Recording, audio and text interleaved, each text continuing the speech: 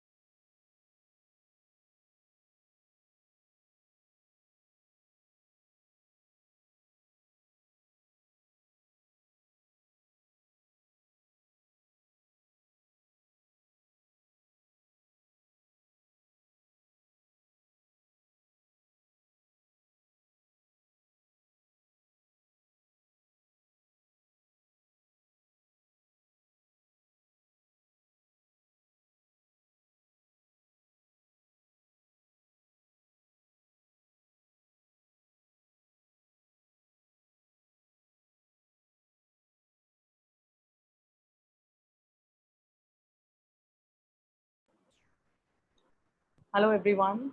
Wishing you it's really hot in Bombay, but absolutely cold in Dehradun is what Aparna is saying. But it's really great to see so many people who have signed in from across the country. Hi, I'm Chitra Iyer here, I'm a trustee Forum for Autism. And we're very happy on behalf of Forum for Autism to start this series uh, with something that's very pressing and takes a lot of our thoughts today. Uh, I'll just take 2 minutes to introduce who we are to people who don't know Forum for Autism. So, Forum for Autism is a parent support group, and we've been in existence for the last 2 decades now. Uh, we are a non-profitable uh, charitable trust registered purely for raising awareness for children with autism to help our families as far as possible. Our journey has been wonderful. Most of our trustees are also registered and are here, and I'm so happy that we're here together to be able to do this today. So our aims and goals have purely been to empower parents and also to try as much as possible to do something for professionals to get them together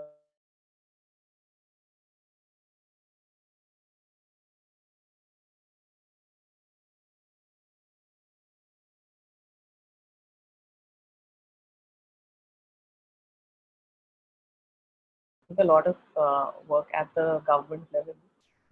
One of our biggest victories was getting concessions quite a few years ago from Pune. We also provide financial assistance for a couple of families who cannot afford to send their kids to school, and that's one of our aims. So we are a very vibrant parent body. We are, you can see the activity, the amount of activity that is there. It's happening online today, even more so thanks to the lockdown. Earlier, physically, we had two libraries at Kolaba and Vashi, and we've been concentrating on holding training and helping our parents. Like I said, purely empowering has been since the word since day one. That has been our whole agenda, and this has been a fantastic way of reaching out to parents and professionals both across India to reach out to them with what our experts have to say. We have a fantastic database, or I would say rather beautiful network of parents and professionals. Parents are very active on social media, on WhatsApp, as well as on Facebook. So we have very good networks happening, even specific to age group, specific to needs, and this has been a huge support to people across. Mm, have been participating in the Mumbai Marathon yearly, and that has been a wonderful experience for all of us. And Just walking at the marathon with our children was a huge experience. Of course, last couple of years it's kind of come down a bit. These are a couple of photographs from our workshops that have been conducted. This one is a fantastic one that was conducted by Sushma Nagarkar. Very, very important topic, in terms of for workshop for parents of adolescents. Soon my child will be an adult. What then? And we participate in all the celebrations that we can take our children to. As you can see, this was held at Malad in Mumbai uh, during the World Disability Day. We have fantastic, again, P2P, we call them the parent to parent talks. This is being done by Sangeeta Chakrapani from Together Foundation, where she was again empowering parents about what to do in terms of teaching self-help skills at home. So we welcome you to be an active part of FFA. Do connect with us. Please do. The easiest way to connect, obviously, is on Facebook. Please do come on. Uh, and these are our email IDs. You have already received an email from Priyanka, so you have our contact details. Also, very important information that we would like to give to everyone is about Ask. This is the Adult Support Kendra. It's a fantastic service available to do with counseling facilities for all parents as well as children. So kindly do, if you need anything during this lockdown period, you can reach out to Munira Pitalwala. Her number has been given on the screen. Kindly do reach out and take help. A sincere appeal for donation. All of these workshops are being done completely for free. It would help if anybody wishes to, you know, reach out and do a bit of donation to us. It would really help in arranging many such activities. Quickly to share what are our further upcoming webinars. We've got our favorite one with Anagha on Tuesday, 8th September at 6 p.m. This is the one to do with art, drawing session with her. We've had some fantastic sessions with her already, and her fan following is just growing. We also have a very important session coming up on the P2P segment on various boards and the concessions available from them for our children. This is on the 13th of September at 2 p.m. And the panelists are Fatima Sheikh, Seema Tiwari, Wabiz Mistri, Komal Gwalani, and Tejashri Saurkar. Please don't miss this one if you find it relevant for you. So let's come to today. We've been eagerly waiting for this, and you know, uh, we we've been wanting to listen to Aparna. We've heard such wonderful stories from people who have visited Arunima as well as whose children are already there, and this is what we've been waiting and we've been wanting to hear from her. So I'd like to call Arunima. I'd like to call Aparna onto the video. Yes, there Yeah, you are. hi. Yeah, hi. Yeah, I've been called So Arunima so many times. I'm so sorry. Yeah, No, it's it's just that fine. it very, very, very comfortably comes to your mouth. So, Aparna, thank you for doing this for us. And let me quickly introduce you here to our all our attendees. Aparna is a special educator from the 1991 batch of AADI Delhi, and post which she set up the learning support program at Woodstock School, Mussoorie, and taught there for 9 years. Post which she established Arunima, a project for persons with autism in 2011. Arunima is inspired by and named after her youngest sister, Arunima, who she lovingly calls Runi, who is on the autism spectrum. So, yeah, Aparna, where when we thought about wanting to, come to you, it was essentially there was a lot of thought happening in even our core group, mind that we've done so much in terms of our children when they were in their early intervention phase, then they were in their growing phase, adolescence phase. And then now that almost all our children are in their 20s, 22. Today is Satyu's birthday, he's 32, and all our children are really aging, and so are the parents. And this has become a real big, I don't know whether it's obviously worry, but it's something that we all want to know more about. We all are struggling with how to take the next step. So as a group, we have been to many such facilities. We've not liked too many, but we've always wanted to do something more and more and wanted something right, and have not been able to take that first step of how to go about it. So there are so many questions in our mind, and with all of that, and without taking too much of your time, the first one to completely start with, I'm saying, is please can you share your story with us Yeah. of setting up Arunima? Please go ahead with however you want to start. Okay. Yeah. Thank you so much for this opportunity. I'm really excited to be here and to be able to share our journey with everybody. I think most importantly, the reason I want to share the journey is because Arunima is one organization, right? And we need many more organizations to be able to meet the needs of the number of people that are coming into adulthood now and need facilities of this sort. So I think if after this presentation, if someone is motivated and emboldened to take that next step, Right word. I'll feel like this has been completely worthwhile. But thank you so much. I'm not as, I consider myself pretty tech savvy, but I have a feeling I'm not as tech savvy as Chitra. So let me try and get my PowerPoint up. Give me a minute, please.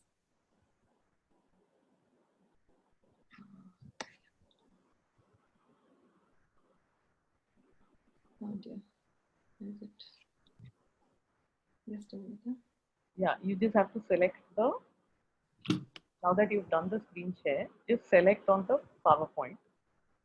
If I can find it, na? Oh, 1 minute. If it's open in the background, you will be able to see it. 1 second. Yeah, Just sure. a minute.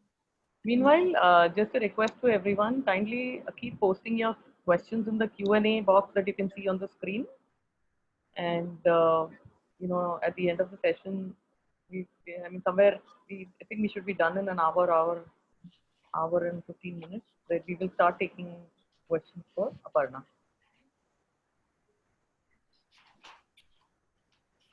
We've already received quite a few questions at the time of registration that I have kept with me. And as as we finish with the first set of questions with Aparna, I will be asking her those first, and then we will move on to the questions that are being posted online. No, but then now I need it. Shoot, just a minute. Sure.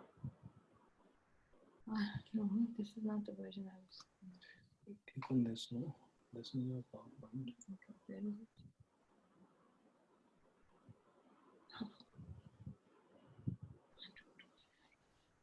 Sorry about this, guys. No, that's fine. No problem.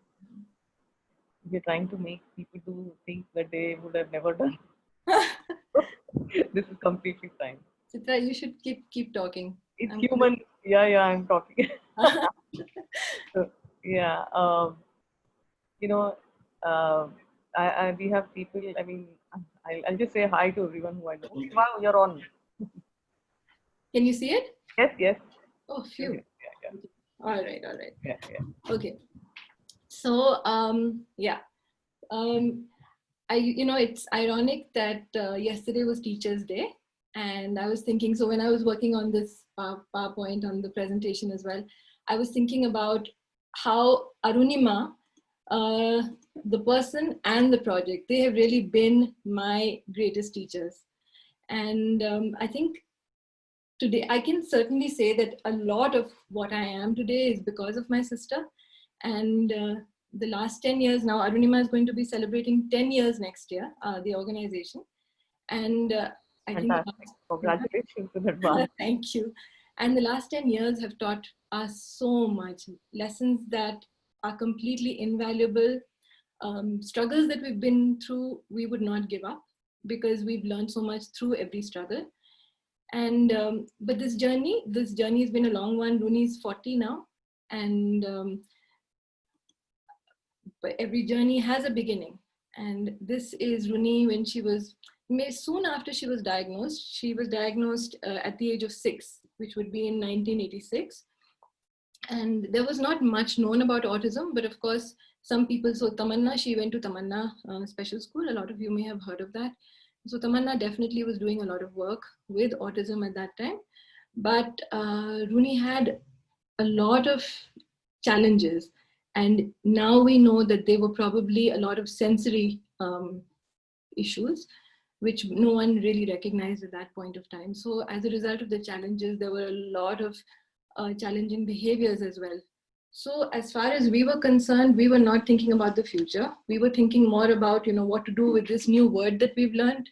What kind of reading do we do? How do we understand it better? People are telling us different things every day. And on top of that, of course, we're sort of coping with all the challenges that she has. So we were literally just going from day to day, not thinking about the future at all. And, we were 4 siblings, sorry. So 3 other siblings apart from Rooney. And we had a single parent because our mother passed away when we were quite young. So, just dealing with these things day to day took up all of our time, and we were not thinking so much about the future. And I was just thinking about what Chitra said, that, so much work has been done in terms of early intervention with your kids, and then as they were growing up, then as adolescents, but Rooney actually didn't have all of that. And we also did not know much. But all that there was, considering how much he's learned despite all of these things, I'd say that we had a very supportive family.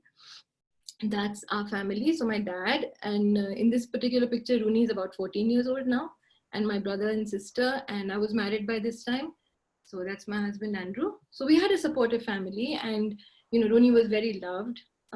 We sort of shared the responsibility, helped each other out when there were difficult times. She would love to go to different people's houses, spend time with them. And, we were sort of managing, and and every year, every phase brings new responsibilities. So I was married by that time. My brother and sister were still either in college or working, and their day-to-day responsibilities, my dad, Rooney, all of this. So we were sort of carrying on, but we were not thinking so much about the future. Somehow we're very short-sighted, and we think that, things are going well at the moment, and this is how we're going to manage. Very, very loving picture. Beautiful. Then, soon time passed, and from kid sister, so I got married first, and then my brother and sister also got married. So from baby of the family, she suddenly was a Masi or a Bua. So this first picture is of her with my newborn son, Sohail, and my brother. Here's Rooney with Sohail when he's a little bit older. Here she is with both of my kids, with Sohail again. So what started also happening was that, as my brother and sister got married, she started spending more and more time at my house. And so she was growing up more like a sibling to my children than their Masi. I remember my son used to come and say to me that, I understand that Rooney Masi likes toys, but why does she have to take all my toys away? So it was like that. And I think Rooney was also sort of getting a little tired of moving from place to place. Initially, when she was younger herself, she used to enjoy it, but now she would, challenges would come up very quickly. So we realized that for our stability and for her stability, she needed to stay more in one place. So she started spending a lot more time in my place. And then, as she was growing older, the challenges became more, other health issues started getting, coming up as well. She has epilepsy. She's one of those people whose epilepsy, despite a cocktail of medication, is still a challenge. And she's been seizure free for some time now, but that's, she's 40 now, and it's only in the last year or so that she's not had seizures. Touch wood. So, yeah, touch wood. And and with all the medication, their side effects, so you can imagine that it was quite challenging for her as well. And we suddenly realized that, the future that people talk about had suddenly become the present.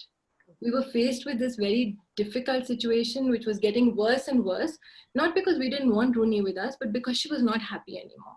And she was really struggling. And we were not very well equipped to deal with whatever she was going through and to bring up our own families as well. And we were definitely not ready for this future that had now become the present. And this picture, I mean, it's a very depressing picture, but there was this time in our lives when this is how the future looked, because Rooney's issues, Rooney, worries about her were completely overwhelming. And we would go through a roller coaster of emotions, and mostly negative emotions now, because we realized that whatever we had done, this juggling that we had done over the years was not sustainable anymore. We also felt really guilty because now suddenly we felt that we had created the current situation because we were being short-sighted earlier. And sometimes I would be told, sometimes the rest of my family would be told that you have just been very selfish, keeping her with you and not exposing her to other people who could have been in her life, who could have been a support system for her. And and even if other people didn't say that to us, the guilt used to come on. And then also the idea of, people had started suggesting, why don't you send her somewhere? Don't keep her at home. You're being selfish. You're not thinking about her future. But even the idea of sending her away would fill us with so much guilt. But we also now, suddenly it struck us that, we were not going to live forever. And she's 10 years younger than me. So chances are that she will outlive me, and she should. But now that in itself was a very frightening thought. And this had started, keeping me up at night, keeping all of us up at night, started haunting us. And so eventually we started thinking about maybe looking for a place that she could go to a safe, loving environment where she could grow and learn.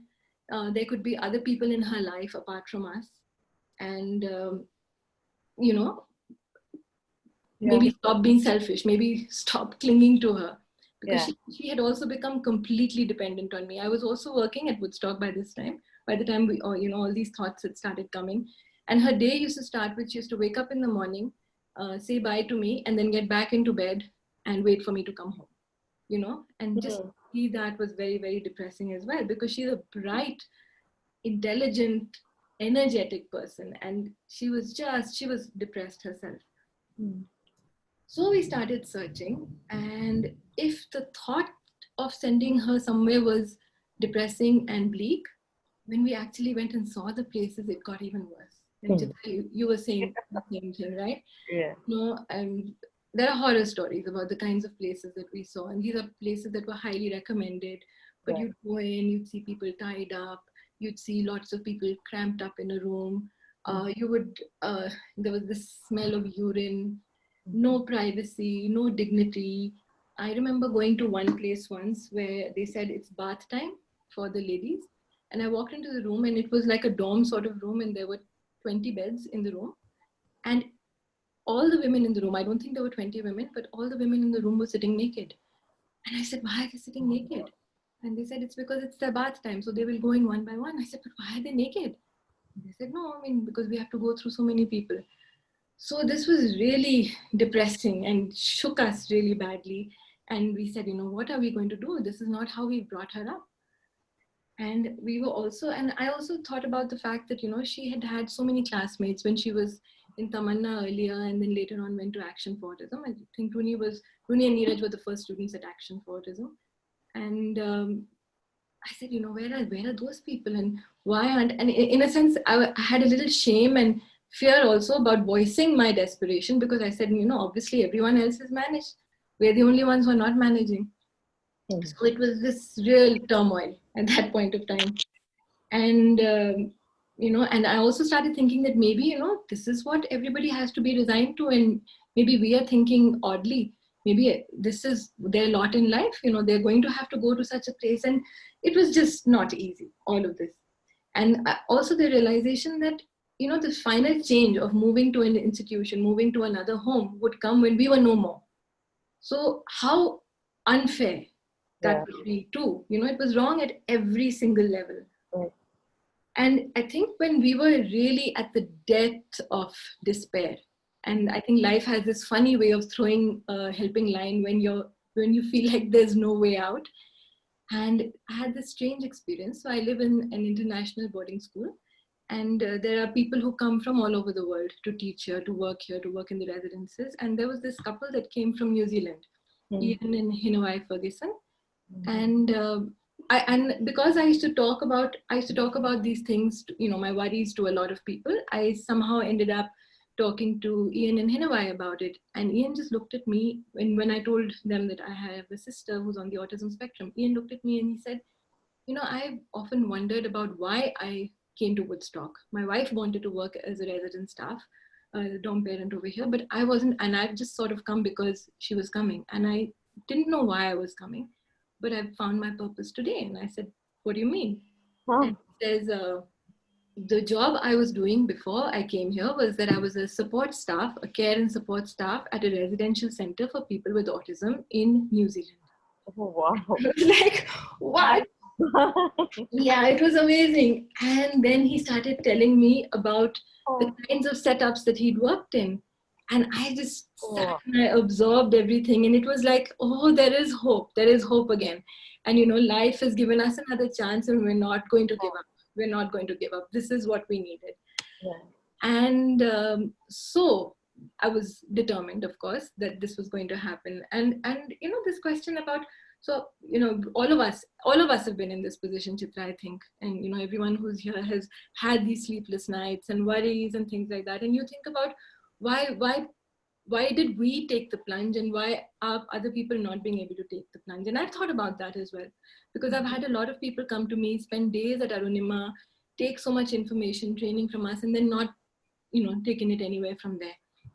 But I have a feeling that the position we were in was that we had no choice. We had absolutely no choice.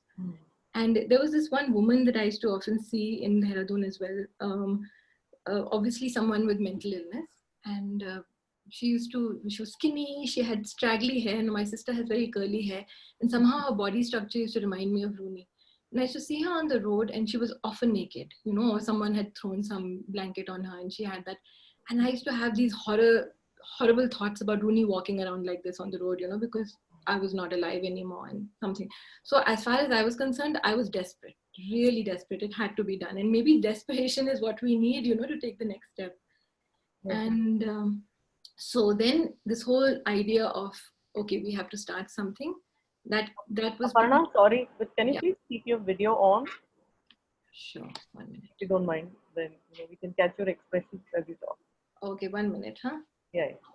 Arey Baba, this is a very big challenge for me. When you move the mouse at the top of the screen, there will be... Start video. Yeah, that's it. Yeah. Am I there? Yes, you're visible. Okay, yeah. all right. Okay, so... Back, Meghna. Yeah. So, so now this idea was very firm in our minds. And now we had to think about the next steps. So the next steps, the first step was I had to give up my job, because there was no way that I could do this very demanding job at Woodstock as the head of the special needs program and also set up Arunima. And in any case, I knew that Arunima could not be set up overnight. It had to have, I had to do a lot of research and planning for it, and I needed time. So the first step was giving up my job. And and of course I couldn't just give up my job. So I spoke with my family about it, my husband and my kids. So this was in 2009. So my son was about 13 years old by then. And my daughter would have been 11. And, it also would have financial implications. And so we talked about this, and of course they were very supportive, and they continue to be very supportive even today. And they said, yeah, go ahead. It's going to be hard, but you go ahead. So I gave up my job. And then I started doing a lot of reading. And now that Ian had told me that there were setups like this abroad, I started doing a lot of reading about setups abroad. Also joined a lot of online autism groups and would communicate with them. Also spoke to other people in the field, including Jo Chopra, Mary Barua, who had adult children with special needs themselves. Anna, Mary is on the session. Oh, hi, Mary. Yeah, we'll talk to her. Mary is a huge, huge inspiration for me. And I've known for Mary all since of us. Always, yeah. And I also visited some existing residential homes in Dehradun, Nav Prerna Foundation and Rafael, of course, that they had different models, but I needed to see something that was real, right? I'd been reading a lot of things. And then we also, because of my connection with Mary, just communicating with her and her support, we were able to send, so the person who'd been working as Rooney's caregiver at home, we sent her to AFA for training as well. And because I also knew that she was going to be the one who was going to work with me at Arunima. And we were very lucky that we managed to make a trip abroad. And the moment I realized that I was going there, this was in California, I got in touch with as many centers as I possibly could and wrote to them, just searched for them online, wrote to them and said, can I come and visit? And there was only, out of maybe 80 centers that I wrote to, one center responded. And it was the best place that I could have gone to, in terms of I saw a lot of good things happened in terms of, the kind of place that I should see to have, to be able to come up with ideas as well as be hopeful. What if I had gone to some depressing sort of place? So this was an amazing place. Spent a lot of time sitting and talking to the directors of the place. We bonded immediately. They gave me a book called Adults on the Autism Spectrum, Leave the Nest, written by one of them. And that was an amazing book as well. And so I was sort of armed with all of these things. Their advice was set up an advisory board now. And so we invited a lot of like-minded people to be on our advisory board, even though we hadn't set up the organization as yet.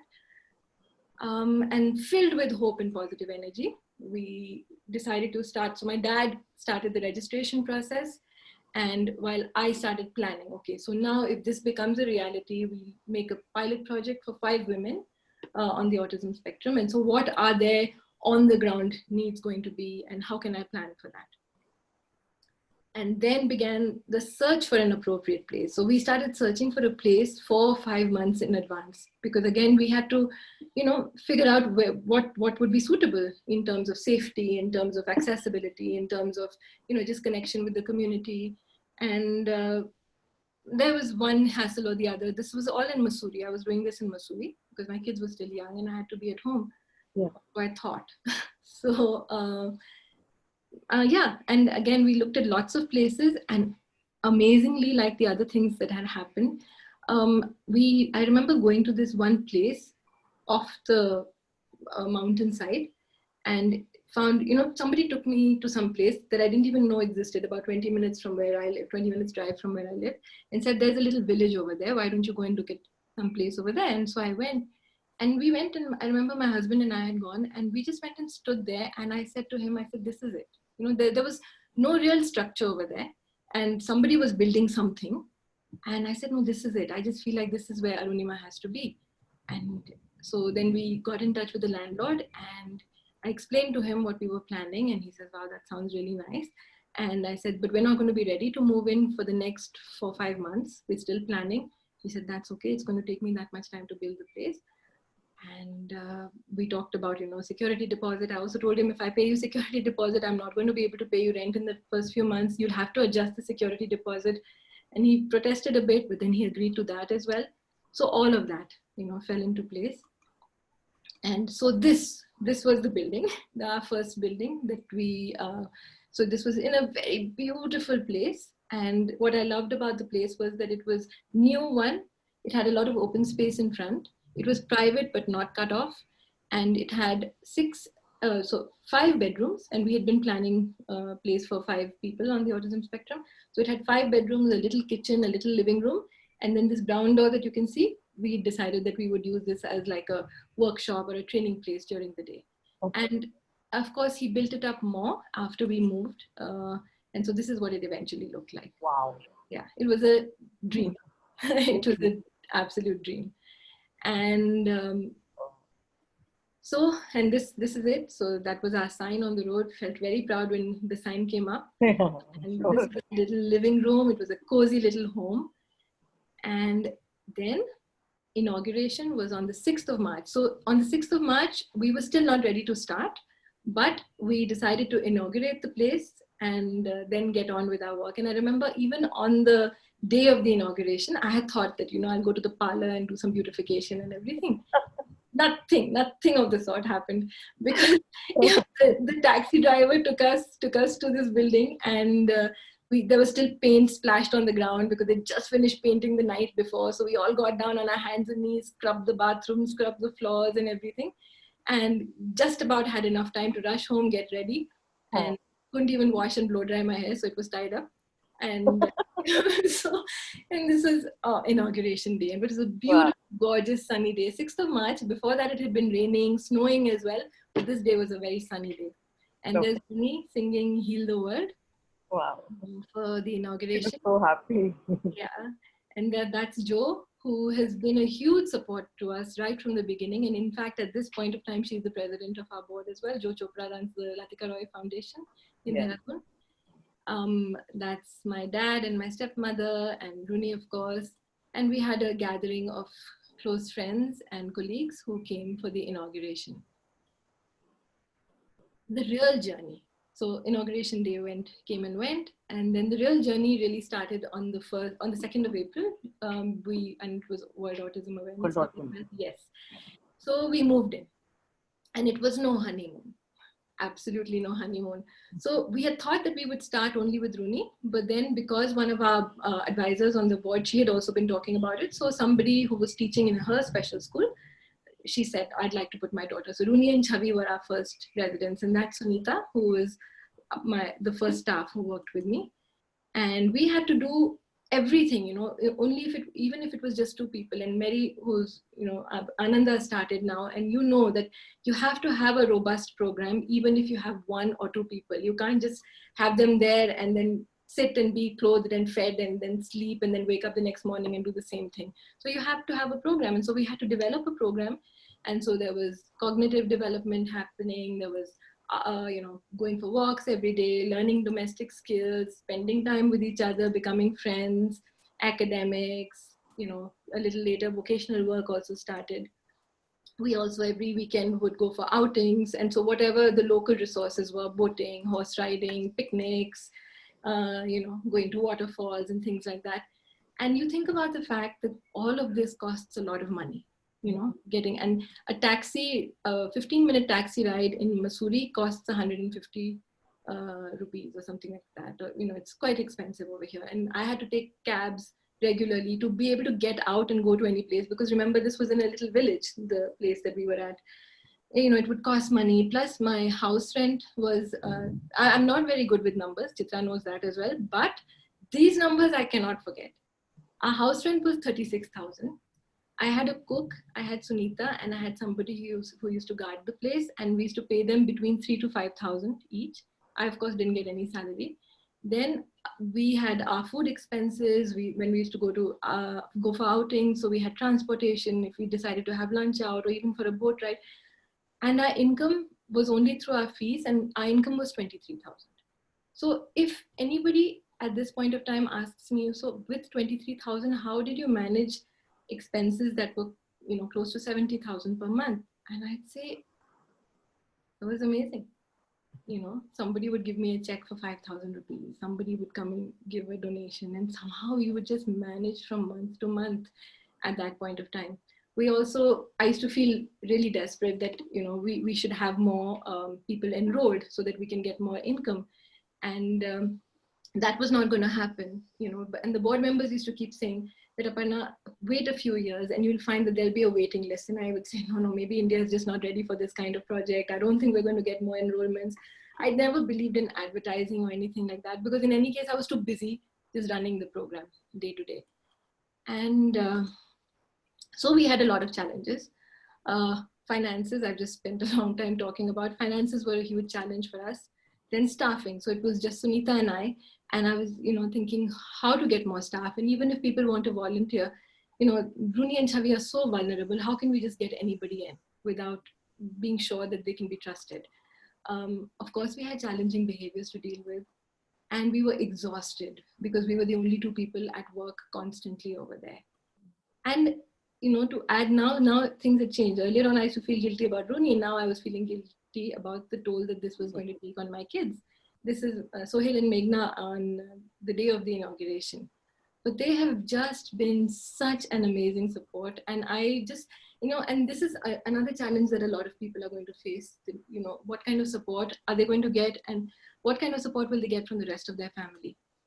So yesterday, while I was getting ready for this, I asked them all about how, they felt in those early days.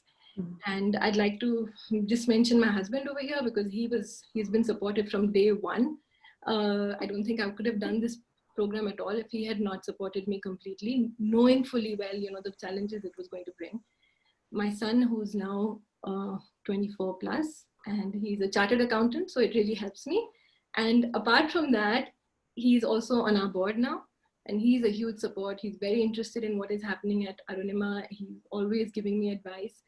So, that worked out really well. Yeah, that's my daughter as well, who's also very, very supportive. And I asked her, and she was very young when the program started, and I asked her, because I know that I used to come home sometimes after 2 or 3 days, and she'd be standing at the door with her hands on her hips and say, so I've been calculating, you spent so many hours with Runimasi and only so many hours with me, and I'd feel so guilty. And this is the message she sent me yesterday. I don't actually remember it very much. I think I initially used to miss you a lot, and I didn't understand how important it was. I was quite selfish at that age, and I felt like I wasn't getting attention from you. The times when I felt a bit sad were when you wouldn't be able to watch a performance of mine because you were on night duty or working. But as I grew older, I saw how important it was to you and to the people around you. And so it became a new normal. It was important though, and look how amazing Arunima is now. I also know that it couldn't have gone any other way. I'm very, very proud of you. Always proud to call you my mama. Yeah. Yeah, that was really amazing. And I mean, they continue to be a huge support to me. And then, so I'm going to skip to a whole lot of years forward. No, actually, initially, so 1 year passed this way, and then the next year. So almost a year and a half later, we had a third person join us. And soon after that, we had a fourth person join us, and then a fifth person. So our pilot project, which was meant for 5 women, we had our 5 women, and we had more staff. And the staff also were people who, had seen us, lived around where Arunima was, became very interested and said, we'd like to learn how to work here. So none of them were special educators, but they all came as volunteers initially, were trained in-house. And I will tell you that the staff that joined me in the second year are still with me today, after so many years. So those are the people who have hung on. And this is Arunima today. Wow. Yeah, Lovely. 50 plus people. And some people are missing here because of the lockdown, and they went home and they haven't come back, but almost everyone's back now. And this is from Independence Day. And so we've got, so we've got 22 people that we work with, and we've got over 25 staff now. So, which would include people who drive for us, people who run the kitchen, people who are running the residences, people who are manning the offices. So we've got a much bigger group. And as was predicted earlier, we are having to say no to a lot of people, which never makes me happy, because I was in that position at one point of time and needing services that. So hopefully something will come out of this talk that we're having right now, and there will be more services available for other people. This is the model we have. The model has also evolved over the years. And so you saw the first building that we had. Now this is the orange building is our residential building. And this is a very nice building because it's got 6 flats in it. And so we've been able to accommodate people according to, what their independence level is. So we have some flats that have people with needing more support, and there are some flats where people are more independent and can manage on their own and living more like, bachelors or a group of friends living together. And the other flat has more staffing as well. And we also have this beautiful building, which is our training center. So they have they have their home, and then they have their workplace that they go to every day. So, yeah, and amazing landlords in both places. So that is also very nice. So I'm a wise owl now, and I have learned a lot of lessons along the way, and I'm sure that I have a lot more lessons to learn, but I thought I would share these lessons with you. Any questions that have come up so far, Chitra, that you feel like I should address? No, just continue. Okay. All right. So a few lessons. One, as the leader of such an organization, I realized that this is a full-time hands-on job. You can't be a supervisor who sets it up and then expects other people to run it for you. You have to be there. You have to work day to day, because that's when you start instinctively figuring out what is needed. If something is wrong, you have to be there all the time. There's no shortcut for that. You'll be everything: parent, HR manager, dietitian, driver if you can drive. I can't drive. Cook, staff, janitor, accountant. Very challenging, but invaluable, irreplaceable lessons learned. The other thing I learned as the leader of this team is that to be very, very open, because, especially when very bad days come, if you have been open with your team, they will be there to support you. And, these are people who've come because they want to be there. So I think it's only respectful to share openly with them, because I've been amazed at, on my very low days, how the staff have just stepped up. And I'm the only person there who has a family member. No one else, none of the other staff members over there have a family member, yet they are so dedicated. And so this is a very valuable team, and I'm as open with them as I would be with myself, really. Again, lead by example. A lot of times they've told me that, ma'am, when I've said, gosh, this is so difficult, thank you so much for doing this. And they say, ma'am, we've seen you doing it. If you can do it, why can't we do it? Also, I think I've been really lucky that I've not been part of any group. So it was not a group that started Arunima, but I was able to do it myself. So the mistakes were mine, the successes were mine, the decisions were mine. And, people have actually sometimes said that you're a bit scary and you don't listen to other people, but I think that's worked really well. And I think a lot of times groups have come together, and because of disagreements within the group, they have not been able to move forward. So I think this has worked really well for us. There is so much risk involved. I'm not talking about taking risks with people. I'm not talking about taking risks with the actual service users, but risks in terms of money, risks in terms of, the accommodation that you've got. We've been thrown out of one place after 3 months because the neighbors found us very noisy. But that was also a risk that we took. But yeah, I remember Joe saying this, that just believe that if you jump, the net will appear, right? And I've sort of always believed that as well. Also, developing the ability to see the bigger picture.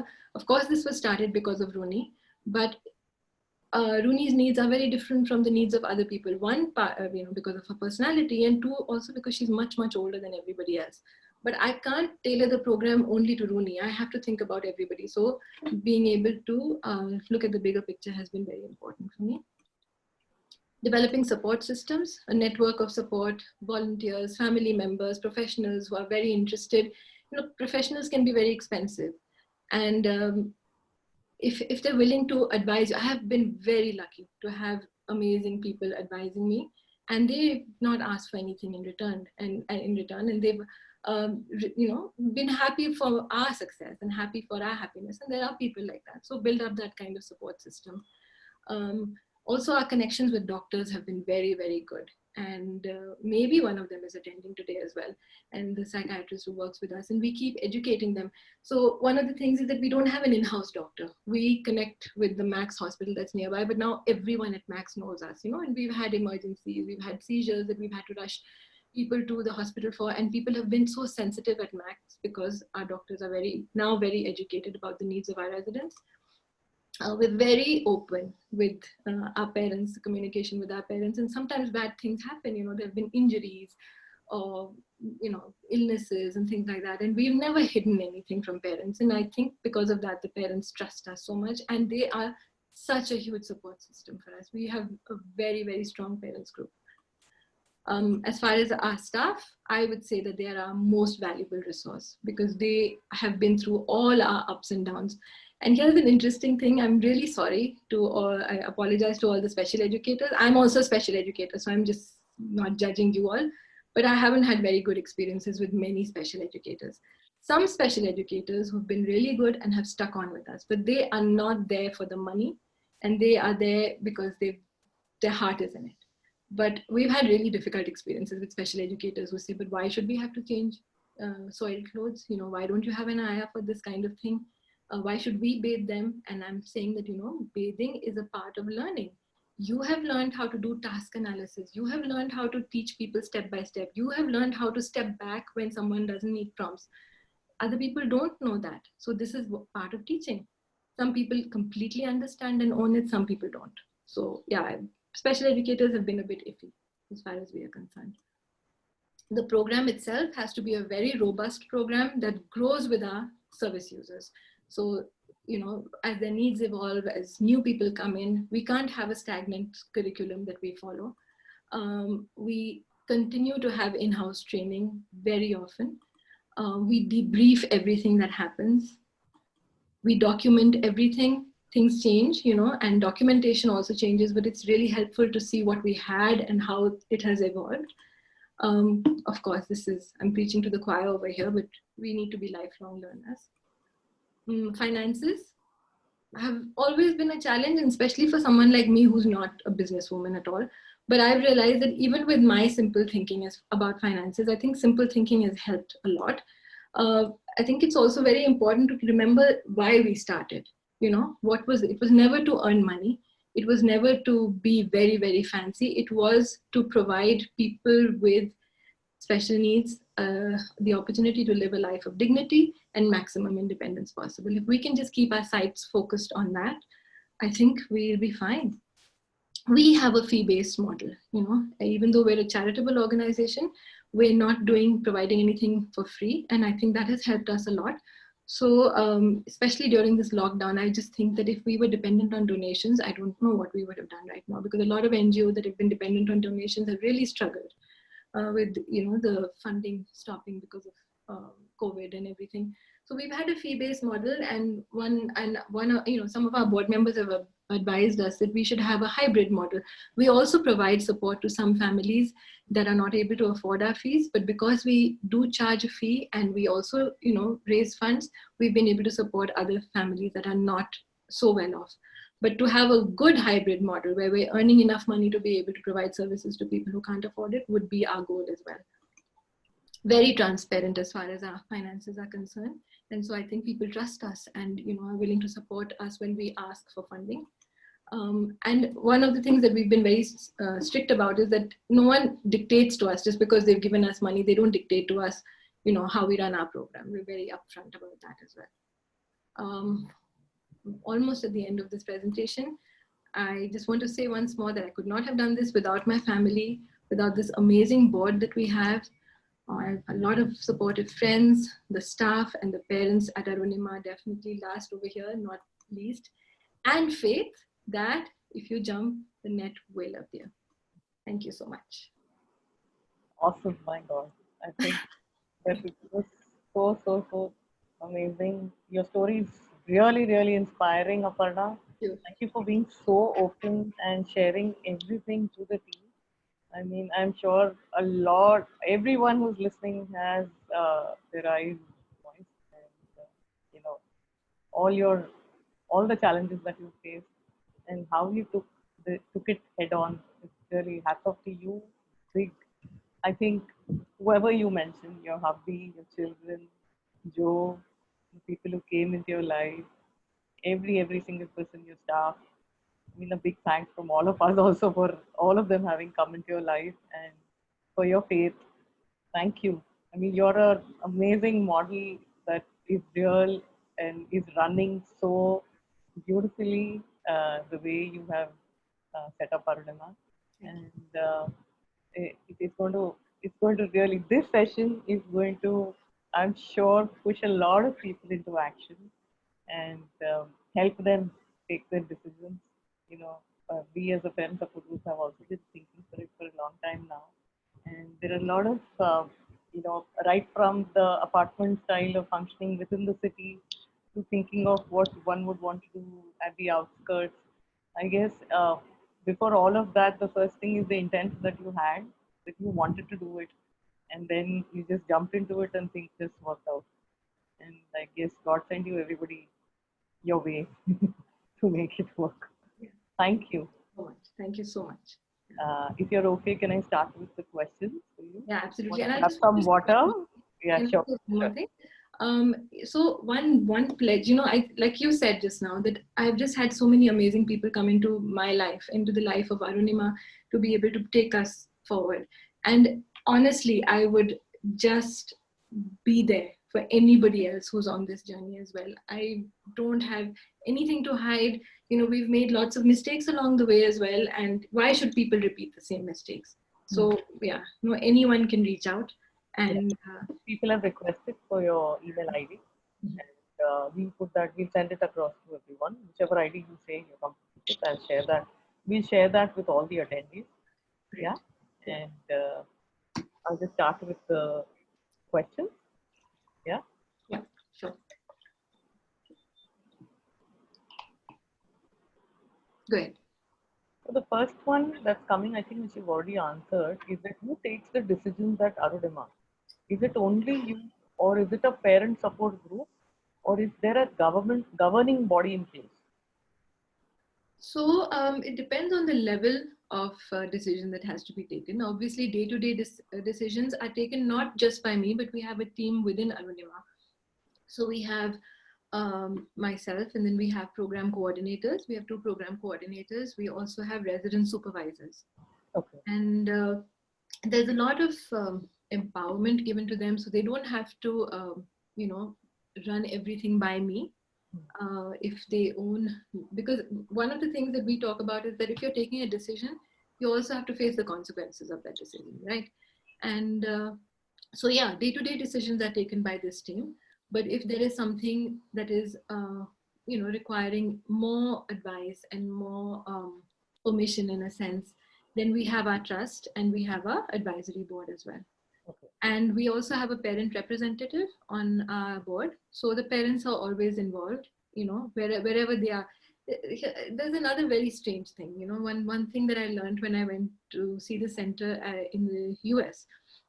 So after a few years, I was in touch with these people, and after a few years, I used to share newsletters and things with them. And then both the people that I met said, we've just resigned from here.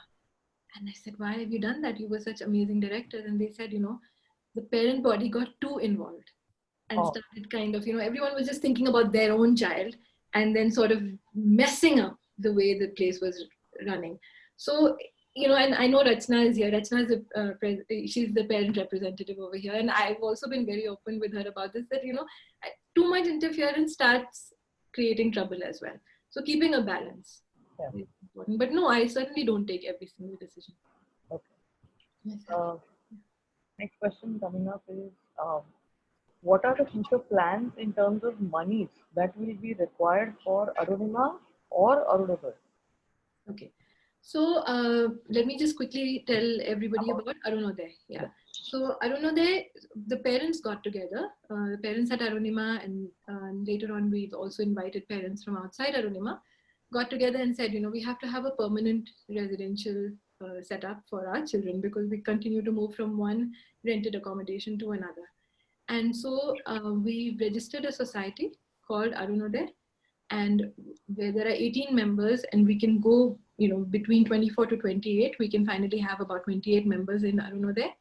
And the plan is that all the members put in a certain amount of money. We're in the process of looking at land, and then we're going to build a place over there.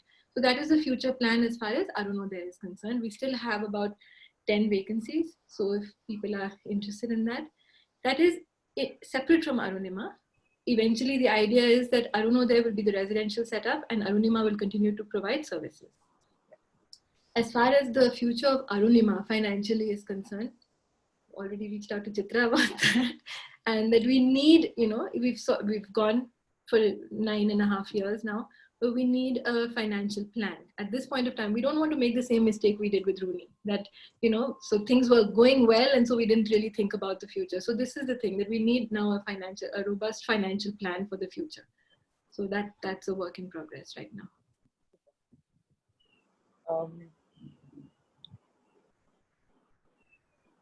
So parents are most concerned about what should be the first structure that needs to be set up. So the questions that go are in the zone of, should there be a private trust that needs to be set up for the child? Do they have to be part of a larger trust setup that is, associated to the residential home? So what format have you adopted? Because you said your dad first registered the place, right? So how did you do it? So that was a private trust, and it's a charitable body though. And but that was not specifically set up for Rooney. That was set up for the organization. For Arunima. Yeah, for Arunima. In any case, if you're going to run an organization, you have to register it as a society, as a trust, as a company, or whatever you choose. Right. You know, we went with the trust at that time. Our thinking was, and it's worked really well for us, that you don't have to have so many members in it. A small number of members, because the challenge always is to find like-minded people, and you don't want future plans to be hijacked by disagreements between people. So Right. that was the basic reason why we went with the trust. Okay. That. So if you're talking about your wanting to start off a setup, then this is what we did. But if you're talking about setting up a trust for your child, Chitra is definitely the expert in that area. Thank you, Aparna.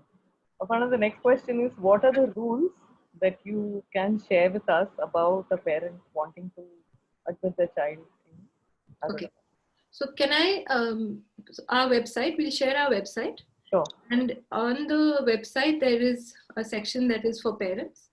And so the application form, policies, all of that is there on our website for people to look at. We also have a Facebook page that we keep updating very regularly. Right. And, in terms of activities, obviously I haven't touched upon the activities at Arunima. So there's a lot of, visual representation and documentation of the activities that we engage in on our Facebook page as well. You also mentioned about the training center. So, how did you set it up? What was your thought, and how do you decide what should be done there? Who helps you? Yeah. So, as far as the training center is concerned, it's sort of grown organically. Initially, what we did at our training center was based on Rooney's and Chavi's interests, right? Because the idea was, first, be willing to be engaged. And obviously, you're going to be willing to be engaged in something that is of interest to you. Right. And then start, developing those skills even further. And now we've got a whole range. And so again, it's evolved with the people who've come in. So we've got a computer training program. We've got a vocational training program. We've got a really fantastic kitchen training program going. We also do a lot of cognitive development, communication, social skills development. So these different kinds of activities throughout the day. So that's what happens at our training center. And we've also got an office. So we've got people working in our office. One of our ladies is now employed by a multinational company. And so she did her office training with us and has joined the company as well. So just training to be able to move out of our sheltered sort of setting into the mainstream job scene. And that training is also available at Arunima. So who oversees the entire running of the training center? So our program coordinators do. Program coordinators. The most important question, what are your future plans for Arunima? Who will run it after you? Yeah, that's a very good question. And, in a sense, we're preparing. So, if, it could be one of our program coordinators who feels passionate enough about this, because they work most closely with me, the program coordinators. It could be a sibling, it could be a parent. So we have a siblings group as well, and we are in touch with the siblings. We of course have a very strong parents group. So we're kind of hoping, but there is no, the succession plan, I would just say, is that it has to be someone who's very passionate about this program. They come up. Yeah. But at the moment, as long as I'm alive, I'm here. Yeah. So, what would be your advice to all the parents who are listening to you? What should they do first if they want to set up a home for their child? Also, what would be your advice to parent support groups like us who are thinking of setting up a residential facility maybe within the city or just in the outskirts? The two questions. My advice, the only advice I can give is from my own experience, and I've just shared that with you. We started small because you also don't want to, even though it, financially it's a struggle when it's a small place because your expenses are almost as much. Yeah. But on the other hand, there's so much learning. So if somehow you can start small and give yourself time for learning, and then start taking more people in, because here you're dealing with people, right? You're not dealing with commodities. So you can't put anyone at risk. So yeah, I would say advice point number one is get started. Really get started. It will happen if your intentions are good. It will happen. So even for, you did mention about, how if it's a group of people, Say that again. if it's a group of people, Yes. Mhm. then how usually indecision kind of creeps in. Mhm. But then I think a lot of people listening here from across India are from various parent support groups. They themselves have to come to conclusion and one point thing and stick to it about going ahead with this. That we will do this, and you know it will be run by XYZ, perhaps from maybe a parent group of 10 people, Yeah. right? So Then you any have thoughts to there? trust. Yeah, no, okay. And if it's a group, so I mean that's happening in a sense with us with Arunodaya.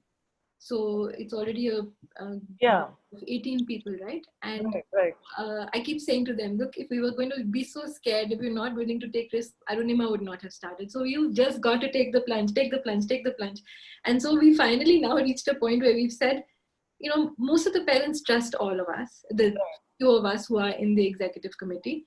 Let's take the decision. No, we are not going to take a decision that is, and the parents have to trust us, right? There has to be some level of trust over here. So amongst these 18 people, obviously there'll be somebody with you, another two or three who are the real key people who everyone else has to place their trust on. Mhm. And then you also mentioned about how much you had to go through initially when you were completely staying there, and you were doing everything in and out. So are these three people, they have to be ready that they have to be committed completely to the project, do nothing else, you know, just be there day in, day out, and set the processes in place. Like you said, it was beautiful what you shared about documentation, everything. You already had debrief, because nobody does that to that level. Mhm. It's because you have some fantastic processes that you set yourself, that this is run so beautifully. So Have to be there. You have to be involved. Yeah. yeah, and about mentors like say Joe Chopra and others, anything that I guess everyone would like advisors to be there to hold their hands and guide them about what they should do, because they've already faced this, they've experienced something like this in the past, especially with someone with an international kind of exposure of having seen this, been there, done that. You know, how important was that for you? And Very, very would you important. suggest that people should look for advisors like this? Yeah. No, and see, I think the thing about Jo was that she, one of the reasons why I feel like that it's so important for me to be open about Arunima's journey and not, sort of hold the good things to myself is because that's the example Jo has given me. Ah, She's just been so open. So again, we've been very, very lucky, never hiding anything. I'd say to her that, oh gosh, I'll tell you very openly, once I got into trouble because money was very, very tight, and somebody just came, like these kind of things would happen. Somebody came and handed me an envelope with 25,000 rupees in it. Okay. And said, this is for Arunima. You do it, you do whatever you want. Now, because I'm not very financially savvy, I'm like, oh gosh, we hadn't paid the rent. So here, 17,000 is for the rent. And oh no. And I think that I'd sort of put out a feeler saying that we need to buy a treadmill for Arunima. So I think some parent had helped to organize this money and said to somebody, and then somebody had said, oh, I've heard that you need money. But we never bought the treadmill. We went and used that money up for other stuff. And so right. one of the parents made it an issue. Oh, Luckily, the parent is not with me anymore. But we've had some difficult ones also. And made it an issue and tried to like really, you know, mm, embarrass me and talk about me and things like that. I went running to Jo and I said, oh my God, what do I do? This is what I've done. And she said, Aparna, never do it again. But I've also done it, in the ah, early days. you So learn from it that. gives so much relief when somebody's open with you like that. Yeah, Like, it was a yeah, mistake. I didn't mean to cheat anybody.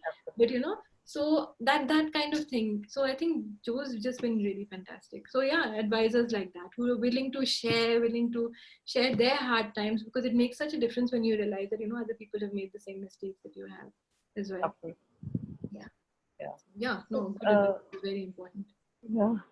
Another question coming from Rajendra is, who do you think, I mean, I think you've already answered this partially, will be caretakers for the children, especially when the parents are no more, and who will supervise the setup then? Who will supervise, you've already answered. But who will be caretakers? Uh, I mean, you obviously will have your guardianship, etc., protocol in place, right? Mhm. Because he's saying that even the siblings may not be in a position if they have aged, so then how do you think you will tackle that one? In legal, Chitra, again, I think you'll be able to answer that particular one. That guardian is very, very important. Naming someone as a guardian is Yeah. very, very important. So, thought partly legally, the next person who you appoint as the guardian who will be the care taker, who will take care of the child, who is legally written as somebody who is going to take care, will coordinate with Arunima or Arunoday, and will be able to take all the decisions on behalf of the child, right? Yeah, and I Then, just want to say one more thing about this. You know, in a sense, we family members of people with special needs feel very lonely, we feel very isolated, but also because we've had to develop a kind of individualistic way of working because we've had to cope from day to day, we tend to shut people out as well, you know, and so it's a double whammy in a sense.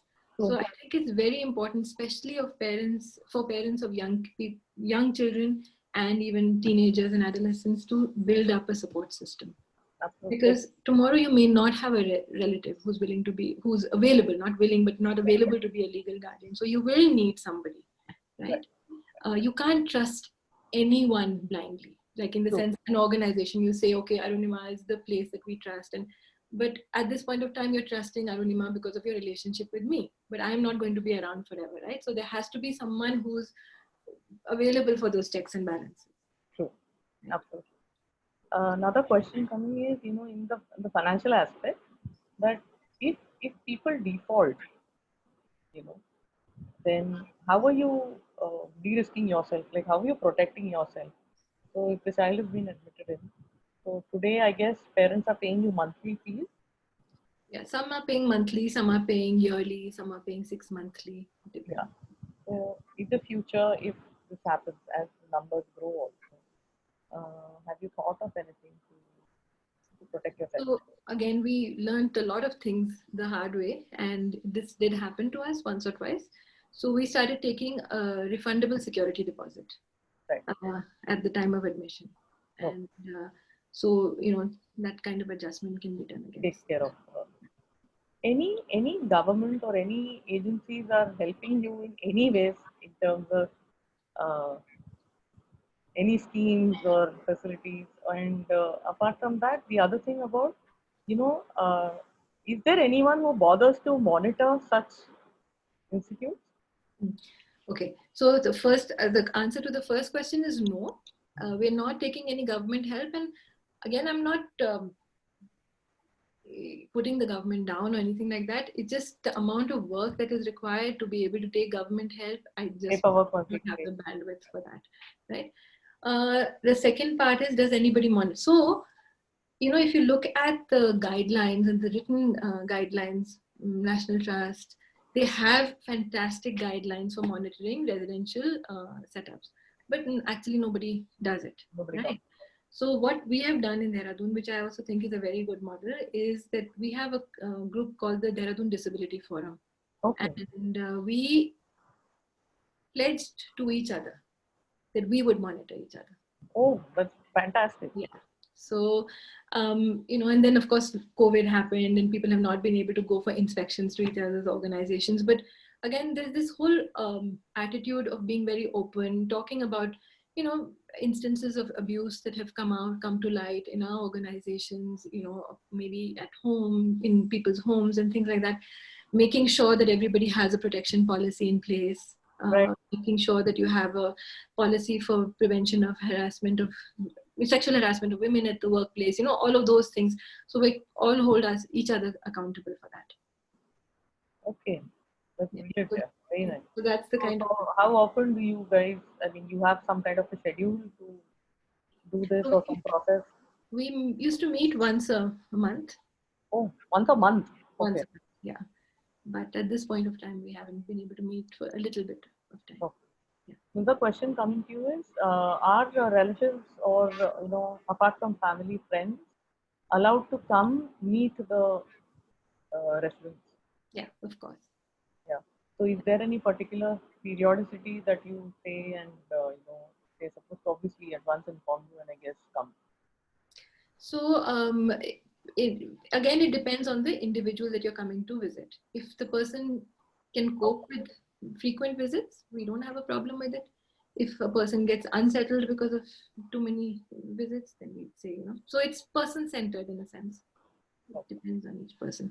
We've also realized that, so some people were okay with their parents visiting and wouldn't get so disturbed, but then other people around them would get disturbed. Right. Their parents have come and my parents haven't come. So again, we're very open about these Yeah, things. We yeah. discussed it with the parents and we said, and the parents are very supportive of each other as well. And they said, no, we don't want to be the cause of any discomfort for anyone. Okay. So if we are coming, maybe we'll just take them out and stay in a hotel or something like that, not stay within, or not be around at Arunima unless it's scheduled meeting time or that kind Right. Okay. So we work together on that. So, apart from adults with autism, do you take in other disabilities? One Yes. parent has asked specifically about an adult with autism and cerebral palsy. Okay. So we, at this point of time, we don't have any vacancies. In case anyone's asking for admission, vacancies are at Arunodaya, not in Arunima. And we have people with intellectual, no autism, but intellectual disability or somebody with Down syndrome as well. So we have taken in people with other developmental. Right. Okay. But we also have a day program. Sorry, we have a day program. So we have a few people who don't stay at the residence but just come in for the day program, and they also don't all have autism. Okay. There's one question on food. Okay, so I know where this is coming from, but how do you decide one kind of food in the menu for a day if the child has limited interest? If the child has limited interest. Yeah. Yeah. So no, food is a big challenge, as you all know, So we have a general menu. We eat, we have veg, we have non-veg also, because there are some big, pure, people who came to us as pure junk foodies or pure non-vegetarians. We have non-vegetarian food twice a week. And we eat very healthy food, but we also make burgers and fries once in a while, pizzas, all made at home, made within. Right. And a lot of friends, we call them friends, we don't call them students. So a lot of friends who are in the cooking training program, they make these things. So yesterday they made burgers for everybody. Right. But there are a few people for whom Rooney being one of them, my sister being one of them, because she's 40 also, right? It's very difficult to now change her habits. So she only likes to have rice, rasam, and certain vegetables. Okay. So all this exciting food that is made, she doesn't have. We have another guy who doesn't like to have chilas and parathas. He only wants khichdi for breakfast. So we make khichdi for him. Right. Okay. I got a WhatsApp message from one of our friends the other day saying, "Hey Aparna ma'am, how come we always make rice for lunch?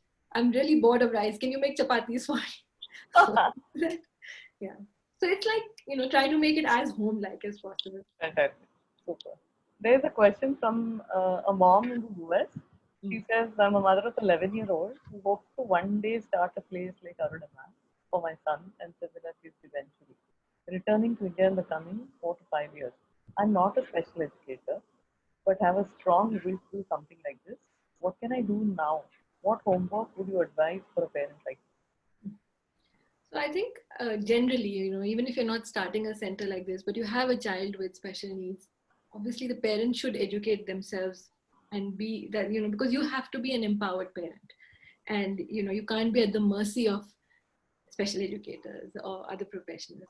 And the only way that you can achieve that is by educating yourself about the child's disability, special needs and the things that are required. So I would say that, do that. I think that's very important. The second thing that I think that is very important, which I somehow didn't touch upon in my presentation, is that our program we realize that life skills, more than education, like academics, life skills are so important. So in terms of being able to go to public places, in terms of being able to look after yourself, your activities of daily living, your domestic skills, being able to use public transport if it's a possibility at all, uh, being able to have social conversations, being able to do interviews, depending on how those are the things. So people tend to focus a lot on academics, and but it's very important. So that's the other thing that you can do for your child, whoever's asked this question right now, that really work on your child's life skills. Sure. There's one of our trustees asking you that have you thought about any emergency that could happen to a parent? Okay. Then what about the child? Where will you send the child? So, Yeah. yeah. Yeah, no, it's something that can happen, right? Yeah. And I think I can help you here. Basically, I think it, I guess we need to put this process also in place where every parent has to, in their will, write down who is going to step in as the guardian in their place, right? And they need to go through that process internally in their family to figure out who is it that is going to take hold of the reins from them and then introduce that person to you. If that person is already there in a dialogue with you, then you know that okay, I can.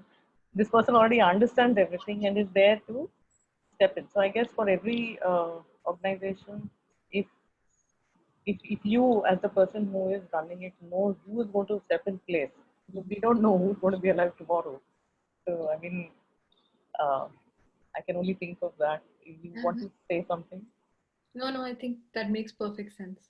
And this whole idea of introducing that person to our setup at this moment is very important as well, because that's a relationship of trust that builds up over years as well.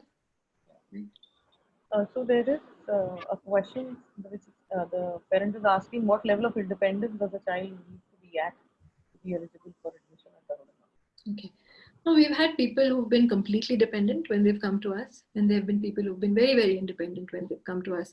Now, the way that, initially when we were just taking everybody and we didn't have separate flats for people, we would just sort of take in the person and then work at their level. But now, so for example, if there is a vacancy in the independent living flat and a person who has very high support needs applies, we will not take the person with very high support needs because it would not. Yeah. So that's Yeah. yeah. So we have people across the spectrum at Arunima and with varying needs for support as well. So it just depends on where there's space. We've had people come in who've been in diapers. If you're asking for toilet training, Okay. Yeah. There's a open question straight about what is the fee structure. You want to take that? Saw that question popping up. Yeah, sure. So we, for our residential program, which involves food, lodging, as well as the training center, I think our fees is about 37,000 now per month. And for our day program, it is about 18. Okay. And that is inclusive of whatever is provided at the center. But if there is special medication that is needed, so for example, if you have some drugs for epilepsy and things like that, general medication like paracetamol or first aid and things like that, we look after that. But if there's specific medication that your child needs, then that comes from you, that's charged separately. And if your child needs new clothes, you will pay for that separately. That is not included in the fees. And our security deposit is 6 months fees, the refundable security deposit. I'll take the next question. Can you please share with us a child's whole day activity in Arunima? So there's a lot of information on our website on that. So you can look at that, and also Facebook. So Archana is asking, whenever things are back to normal, is it possible? Are we allowed to visit? Yeah, sure. But again, visits, if you can make a group and visit so that there are not, too many people coming separately, that's one part of it. Timings were a little bit strict about, because, if it's their rest time or if it's their meal time, we don't, in this particular building, we don't have a waiting room. So if you enter an apartment. So then that becomes a little. So yeah, no, as long as you are willing to be guided in terms of what time is best to visit, we're happy for people to come and visit. Parul had asked a question which you've already answered, which is regarding the parent support group setting up. She has sent her hugs to you. Parul has come to Arunima as well. Yeah, the third time she's thinking.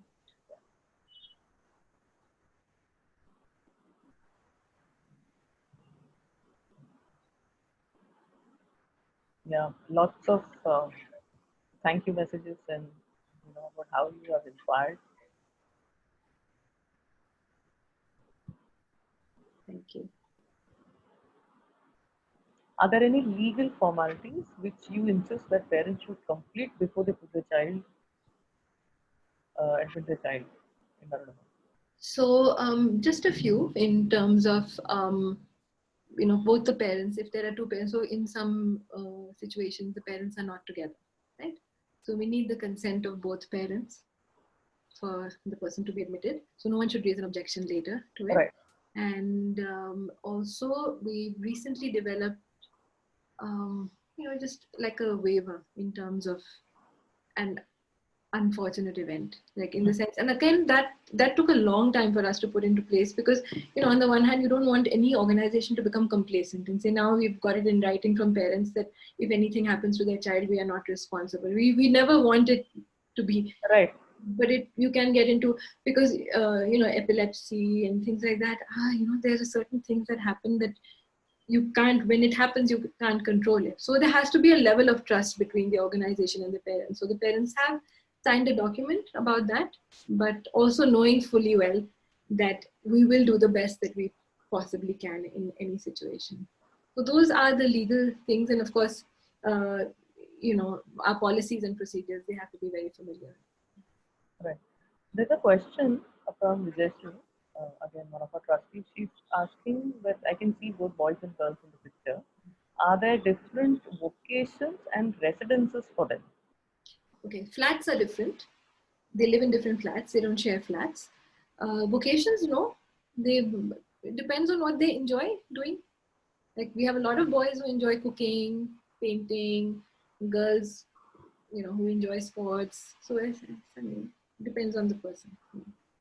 You mentioned a book, so people would like to name of the book that you would. It's called Adults on the Autism Spectrum Leave the Nest, and it's by Nancy Perry. Nancy Perry. Okay. Yeah. It's available on Amazon, I think. Okay. Priyanka, if you could just type that. Okay.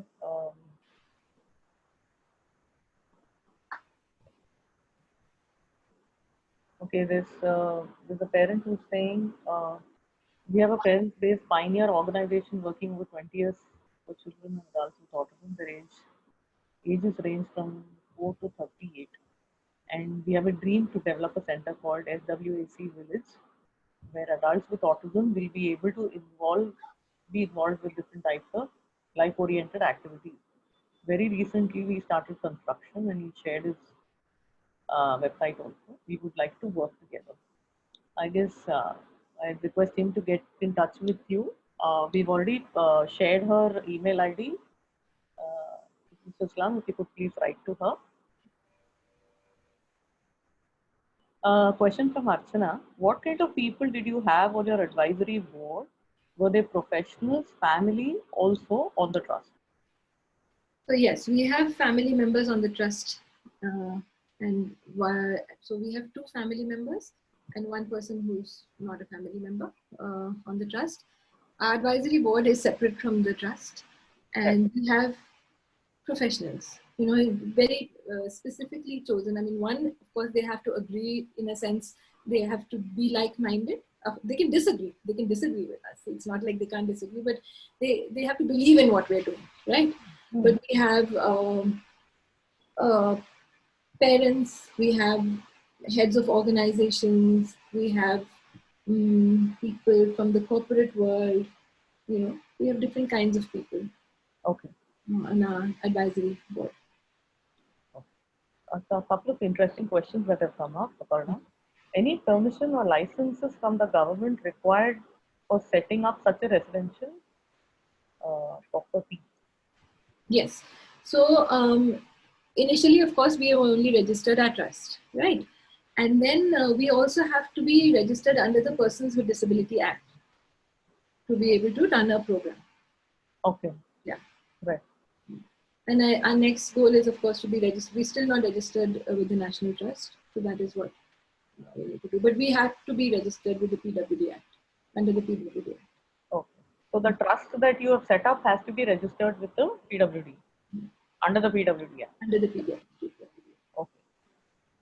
This is Mr. Jadhav is asking, if this is a residential program and children will stay there indefinitely, then why refundable security deposit? Has anyone left the residence? Yeah, people Then have. you have refunded the amount. No, see, people don't necessarily. Some people have sent their children with the idea that they are going to be here indefinitely. Some people have sent them with the idea that, you know, we want our child to become more independent and live away from us. And we'd like, you know, 2 or 3 years later, we'd like our child to come back. So it's open. There's no hard and fast that, you know, once you're in, you can't leave. A question from Charika. Are there any in-house doctors to deal with any medical emergencies if needed? So like I said, we don't have an in-house doctor, but we have very, so, you know, close connections with Max Hospital, which is not far from us at all. Basic first aid training is given to our staff. We have, because of our good relationships with other doctors, we've had doctors come in and do basic first aid training with our staff. So basic first aid, all our staff can do. We in fact have a staff member right now who is a trained nurse. Okay. And we were not looking specifically for a nurse, but then we had a nurse apply, so that was fantastic for us. Yeah. Yeah. So the question again is that from what you have shared, the kids live independently in their room. I'm guessing each flat must have a caregiver. Oh yes. One care. So we are the caregivers, right? We all do night shifts, day shifts in the flats, where it's a timetable, a roster that we follow. And some flats have one staff, some flats have two staff, depending on the needs of the people in the flat. At any given time, there are staff in the flats. And plus we have CCTV monitoring as well, which only I have access to. Okay. Are there safety drills done regularly? No, but we should. I mean, things come up, you know, we're dealing with emergencies and we do a lot of training. So, you know, when we're talking about debrief, for example, right? Every time a situation happens, of course, we do as much training as we can when people come in. We do these trainings periodically, you know, because you tend to forget if a situation hasn't come up for some time.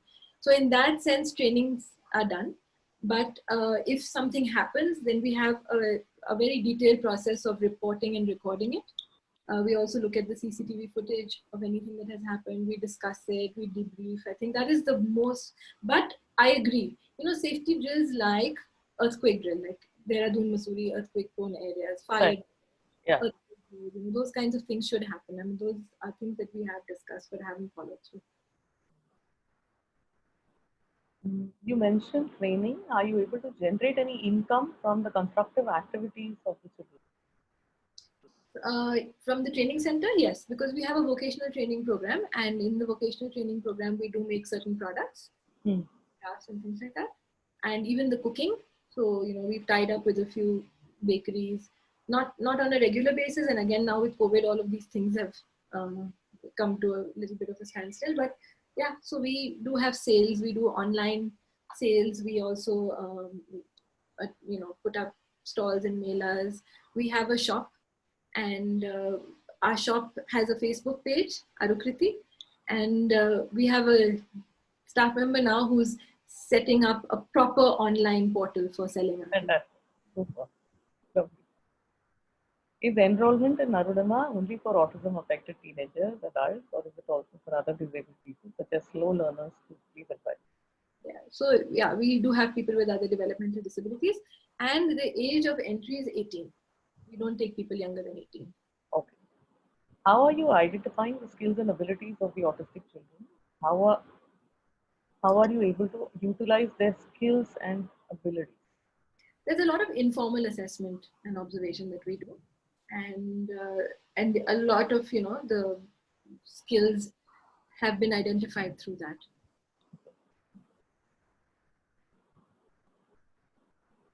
Okay, this is the standard one which you replied. Have you applied for funds from the government, or is it a private funding entirely, as a such a huge organization cannot sustain on only fees? No, in fact, I think depending on funding is a very dicey. Yeah. So I have a question on Arunodai, that when you decided to set it up as the structure, how did you guys go about, like, how did you think it should look, and eventually how many children do you see, adults do you see staying there? So in terms of the structure, we were advised by the a CA, not our Arunima CA, but we identified a very good chartered accountant who advised us on the structure we eventually decided upon. And how many people? So about 28. We have 18, we have 18 members already. Okay. And we plan to accommodate 28. Another 28. And so I meant more like the physical structure, the building. Oh. And yeah, sorry. So Rachna, who is in this webinar right now, and she's a parent. Yeah. She's an architect. Yeah, right. Yeah, and her area of specialization is autism and design. Okay, awesome. Okay. He's the one who's done the basic. So the initial design, of course, and eventually whichever architect we work with will be working on this. But Rachna is a great advisor for us. Super. Yeah, and she looked into the needs of people with autism when she. Thanks, Rachna. Yeah, for being here also. Mr. Abhishek Roy is asking, how is the change management managed, that is the child transitioning from home to such a facility? What are the typical challenges? As per you, have all such children managed to transition to the new environment? Yes, it's been amazing. Everybody has transitioned. There has not been a single person who has not transitioned and who's been so miserable that we've had to send them back or anything like that. Of course, it's normal for people to miss their familiar environment, to miss their parents. Some people are very vocal about it. Some people manifest it through other, manifested in other ways, basically. Right. And you have to be very alert, attentive, sensitive to those things at the same time. But I think, honestly, there's so much love that is given, that is just not given, but it's such a natural part of Arunima that we become their family members very quickly. And I know that they miss us when they go home. Yeah. So thanks for that, Aparna. Mr. Das is asking, do you have any training facility or program to build, inspire, help other like-minded, interested people to create a similar organization, maybe organizations across the country? That's what we're doing. Techniques. Maybe special trainings for therapists, caregivers, special educators, etc. So we've had 2 other small setups, similar setups come up in Dehradun. Okay. Those are partly funded by the government and partly, by another organization is setting up. And they've done all their training, not all their training, but a lot of their training they've done with us. Okay. Fantastic. So, Aparna, I'm going to be unmuting a couple of people. First is Mary. And Mary, can you please unmute yourself?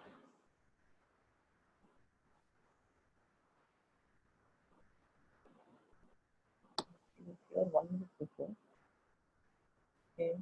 Parul, I'm unmuting you. Veena.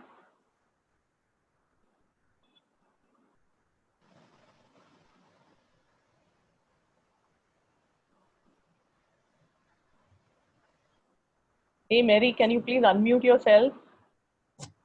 You can talk. Parul, Veena, you all can talk directly to Aparna.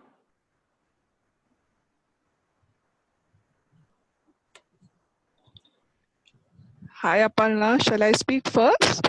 Yes, please go ahead first. Yeah. Hi. Hi Aparna. Thanks once again for the insights. Every time I listen to the journey of Arunima, there is something new that I learn. So really, thank you for that. It's really something, worthwhile.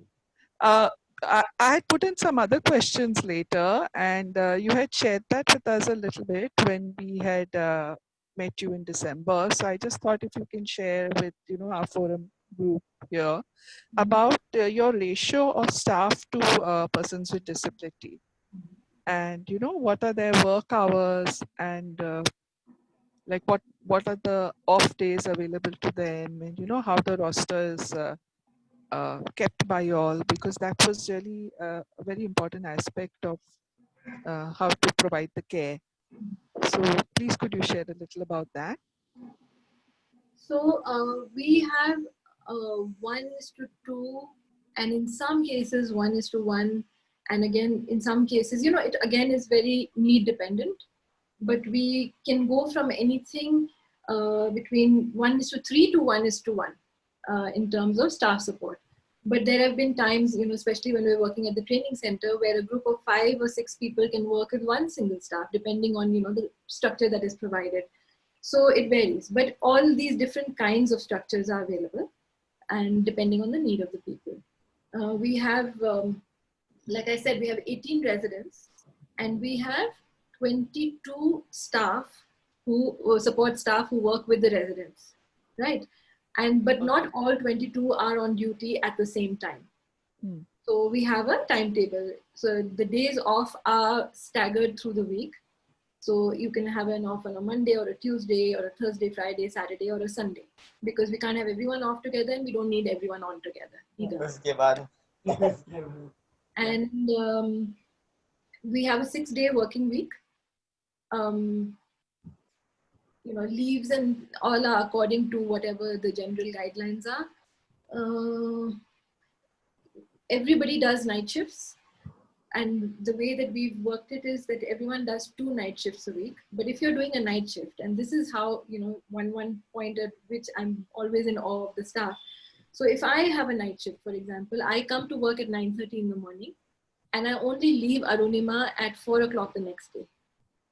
So I work from 9:30 to the training center. Then I go to the residence with the friends into the flat that I'm on duty on, and then I stay there.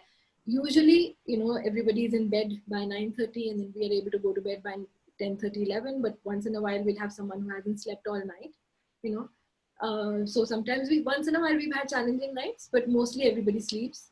And then in the morning, everyone gets ready, comes back to the training center. You go to the training center with them, and then you finally are off duty that day at 4 o'clock. So that's what. But that happens twice a week. But we make little accommodations. Like, for example, yesterday was a very challenging day with one of our girls. And so the staff that were on duty with her, called me up in the morning and they said, we are exhausted. Can we just take some time off? And I said, of course you can take time off. So we, provide that kind of support as well. Thank you. Yeah, sure. Anything else, Parul? Yeah, can I come in?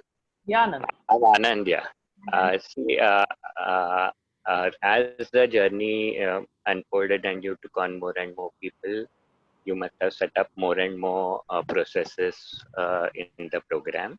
Yes. So when, before starting initially, you all were planning, if a group has or anyone has to plan, what would be the processes that one should look out for and set up to start with as essential that you would recommend? Anand, can you just repeat the question? Yeah, see, the program would have a lot of processes in place, like you've talked about documentation, you talked about like so many things that you have visualized the project and put it down in training and everything. So before one started, building or infrastructure is one part of it, but the whole running of it and the processes. So before any person or a group of person start and are planning, at that time, what is your advice to concentrate on what kind of processes and visualize them in detail? Mhm. So, I think training in certain basic areas is very, very important. So, for example, training in the protection policy and procedures, that is very, very important. Obviously, the service rules of the organizations, talking about basic information about the developmental disability that you're going to be working with. What are needs that are specific to that particular. So the staff needs to be aware of what different things the particular developmental disability entails and what they need to watch out for. Medical processes and emergencies, diet and hygiene, medication recording and administration. These are different things that are very important to put into place right at the beginning. Certain things that people can't really come to work without knowledge about. Does that answer your question? Yeah, thanks.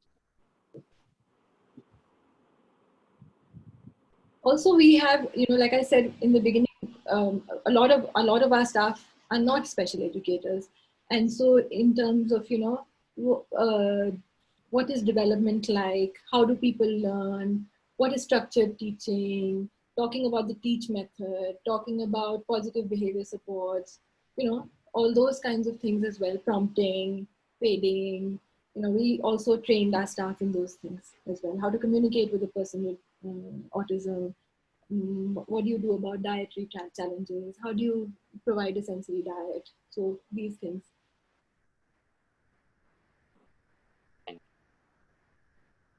But I mean, having said that, honestly, Anand, very often when we take staff, we're not able to give them all of this training right at the beginning. Sometimes, once in a while, we've had this luxury of having enough staff to be able to pull out a few people to train them. But often people learn on the job, but then there's always that pressure on us that if something happens, I'll be responsible because I haven't informed them in advance. So try to do it as quickly as possible. That is also very important. The reason to ask was for the audience to imagine a little bit about, besides the finance and the infrastructure, what are the whatever soft or these kind of areas where one needs to be thinking about. Yeah. And also, we have a fairly detailed application process. And when the person is finally coming to Arunima, so even if our staff are trained and people know about autism and about procedures, we still go through the whole application form and all the details provided about that person with each and every staff, because there is no staff that is not going to interact with that individual, right? Mm. So again, a refresher training for the individual who's coming in every single time is very important. So Aparna, when you say we do that, like we train the staff and we share the information, is there a body that you have in place, that, or is that like something you do individually, or is there a group of people? I mean, just to understand that a little more. So that would be, either the flat supervisors or, of the particular flat where the individual is coming in, or it would be myself, or it would be the program coordinators. So the leadership, the people who are in leadership would do that. And we probably have a discussion amongst ourselves first and then share with the rest of the staff. Thanks. Yeah. There's a question from Veena. Veena, can you please unmute yourself and ask Aparna? Hi, Aparna. Amazing journey, amazing experiences. I really mean to, come and visit you once this COVID period is over. But I really wanted to know, what are the challenges you faced, during this lockdown period? How were you able to manage the place? How were you, how did you get your daily requirements, your vocational center? How did you face the last 3-4 months? So we actually eventually made a little movie about it as well. Yeah. Oh, wow. Yeah. But no, it was amazing again. Pretty much everyone went back except for 6 of our friends who were not able to go back because, they would have had to fly and it wouldn't have been safe for them to go back. So people who live in Mumbai and further, starting from Bhopal actually, Bhopal, Mumbai and Chennai, people who are from those areas. So they stayed back. And so a couple of staff volunteered and said, we'll stay back as well. Yeah. And then I also stayed back and Rooney also. So there were 7 friends and about seven, 8 of us. And we had a slightly different structure. We couldn't change it too much, but everything was done within the residential building. We didn't step out of the residential building at all. And, initially, so it was like developing a whole new program in a sense. But we also couldn't call our cooks, we couldn't call our cleaning staff, anybody. So we were doing everything ourselves. But our friends developed cooking skills, gardening, cleaning, and we used to play a lot of games, and we also used to do some vocational work, but we used to do a lot of things together, things that, we would have usually done in different groups. Everybody was doing things together, and that had its own charm as well. And we managed very well. And the creative ideas that came up, in fact, that's why I made the movies, because the games that came up were just amazing. The games we used to play in the evening, they were fantastic. Wow. And yeah, so we did. And so then on the 15th of June, we went back to the training center. And even now, we are only going between the residence and the training center. We don't go. So all the things that we used to do earlier in terms of, going out for shopping, going to the gym, going for movies and things like that, we're not able to do those things. Recently we started doing bus rides on Sundays. So everybody gets into the bus and they just do a nice long ride around Dehradun and everybody enjoys it. But so yeah, we've had to come up with creative ways. The most amazing, there's been so much learning. So the most amazing is how everybody's learned how to, almost everybody wears masks. People have learned how to use the sanitizing machine. So yeah. We've had to develop a lot of new things in this, but we've managed. We've been okay. That's right. Yeah, I mean, as you said, it's been a lot of learning, and most of us have faced this during the lockdown period, like discovered strengths in our children which we didn't know were there. Thanks, Aparna. Thank you. So, Aparna, Mary is still trying to find her mic button. There she is, finally. Yeah, Mary, you're unmuted finally. Wanted to say that unfortunately I couldn't. Can you all hear me? Yes, we can. Okay. Unfortunately, I couldn't hear everything because I got really bad connection, but I got it in patches. And Aparna, more power to you as always. You do a fabulous job, and this was, I'm sure, a fabulous presentation. Like I said, I couldn't hear everything. And more power to you, and I hope lots more parents listen to you and learn from what you're doing, because you've really been the, what should I say, the kind of the pioneer in this in India. Thank you. So lots of love, big hug. Thank you. I'll have to go, and you've pioneered it, and I know that there are lots of parents here who are asking questions. Okay. I know they'll learn so much from you. Thank you so much. Thank you so much, Mary. Thanks a ton. Okay, take care. Bye. Bye-bye. Bye. Yeah. And I was telling her it's always reassuring for us to listen to your voice. Say something to Aparna and go. Yeah. Others, Aparna, Babita, Viji, Preeti, anybody wants to have a word? We've got the last 5 minutes coming. Rachna. Yeah. Can I say something to Archana? Yes, of course. Please, Babita. Hi, Archana. It's been so inspiring to hear your story, and it's just been wonderful. I mean, like Bina said, maybe Bina and I will make a combined trip to come and visit Arunima. And I mean, I really don't have a question as such, but I just wanted to comment. What really impressed me was what you said about special educators teaching ADLs to the children who stay there. I mean, like, I think that is such a wonderful idea, because I mean, as like you rightly pointed out, I mean, all the task analysis and everything that gets taught outside, in a classroom setting or in a vocational center setting, I mean, it has to come down to the ADL also. Yeah. And unless the special educators do the children will never really get totally independent. I mean, like for those of us who actually work with our children and help them achieve some level of independence, I mean, we know how much these things actually helps. That's such an inspired idea, and I just wanted to say I really loved it. Thank you. Yeah, we also have Rajendra here.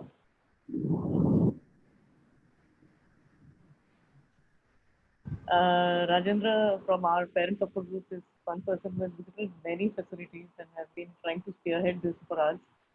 And Rajendra, would you like to say something? Most of the questions that were posed were by him to you. The initial lot. Yeah, can you hear me? Yes. Yeah, hi, Aparna. Thanks a lot. Thanks a lot for your time. It was really very inspiring to hear you out. And as mentioned by Chitra, we parents group in Mumbai are also trying to set up. Of course, it's going on for a very long time. But whatever insights you have shared today, surely that will help out, coming out with some kind of a model which will be helpful to parents staying in and around Mumbai. Thanks a lot. Thanks a lot very much. Thank you. Chola is saying how, she will vouch for the lockdown period. All of them, our friends, were so well taken cared for. And most important, that they were all very happy. We were at peace because of you and your team there, Aparna ma'am. Sorry from Chola. Yeah. Thank you, Chawla. Now, I also have to say that, so we created a little group for the parents of parents whose children were with us during the lockdown period. And so instead of posting pictures and videos on the main parents group, we would just post, I think we called it Staying Well or something like that. And we used to just post pictures and videos over there. And we used to get such fantastic reactions from the parents, and that was what was motivating us. Okay, today we've got to do something new so that the parents can give us another fantastic reaction. So they also motivated us so much. And Oh, that, lovely. I'm sure, yeah. Great. Yeah. Yeah, Anybody I witnessed that. I was part of it, and my son was there at that time in Arunima, and it was so much fun. At times we said that we want to come to Arunima, and it was so good. Yeah. And yeah, In fact, we were feeling left out. Like we wanted to be there yeah, and enjoy those games. yes, absolutely. Yeah. All our children had a wonderful time, and that's how we could be in peace in these past 4 months. We could sleep well at night because we knew our kids were enjoying out there. They were not just existing, or they were enjoying themselves, because the number of videos and all the games and all the discussions that we had on that group, I mean, it still brings tears to our eyes. Okay, today at least Dakshal is at home, and he's soon joining back Arunima by next week. But yes, we were at peace, and when we come down from what has happened in the past 6 months, we are truly, truly blessed. Couldn't have asked God for anything more than Dakshal being a part of Arunima, and we being a part of the Arunima family. And hear Thank it you so all much, in ma'am. your voice, yeah, Chola. Yes, I'm in tears. I'm in tears right now. Hear everything. Yeah. We are Thanks very so much much. part of the parent group, but thanks for arranging this, Chitra. There are so many things that we learned about Aparna today. It is always so many things that one can learn from her experiences. Yeah. So thanks a lot. She's really, like Mary said, she's one torchbearer. And thank you so much, Aparna. If anybody else wishes to ask any questions, please do that. We've got the last 2 minutes going. But this was really brilliant, and I'm so happy that we began the series with you. We want to reach out to as many more such homes across India, wherever we feel adults with autism and parents can talk about them like this. With so much of love and affection and openness. Aparna, the biggest thing you have brought to the table is you've been so open, and you've been so brilliant in sharing without keeping anything to like you said, you've never kept your cards to yourself. You've always shared, and that's so visible in the way you have, presented all of this and the way you have achieved everything. Definitely, we all are going to be going back, I mean, we are going back very, very feeling empowered already that this is completely something that each one of us has to find our way. And it's about just jumping in, then it will happen. Yeah, and completely, I'll feel as excited as any one of you every time something comes up, really. Yeah. Thank you so much. Thank you. Thank Yeah. you. Yeah. To all the attendees, everyone will be receiving a recording of this webinar. And you can please share this with others, whoever you think is on this journey, just like Aparna, and feels completely inspired by her. And again, Aparna, big thank you and hats off to your family for having supported you so much, and for all those wonderful people who have come in your life and have been able to, we can proudly say that we have a beautiful model in India, Thank you. And I guess one day, like someone said, we should read a book that's written by you about your journey, and that will inspire many people also. I definitely want to do that. Yeah, yeah. Thank you. Thank you so much for organizing this. It's wonderful to be part of it. It's entirely our pleasure. Thank you. Thank you. Okay. Bye bye, everyone. Wishing you. I want to look at all the questions and things like that. So maybe don't end the meeting. Sure.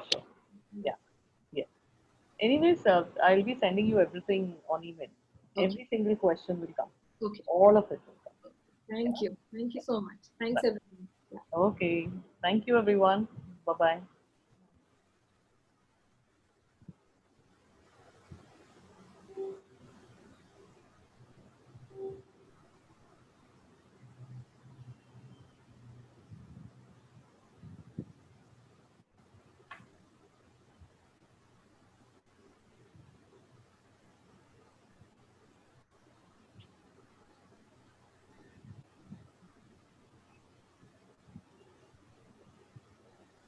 Ma'am, you need to end the session.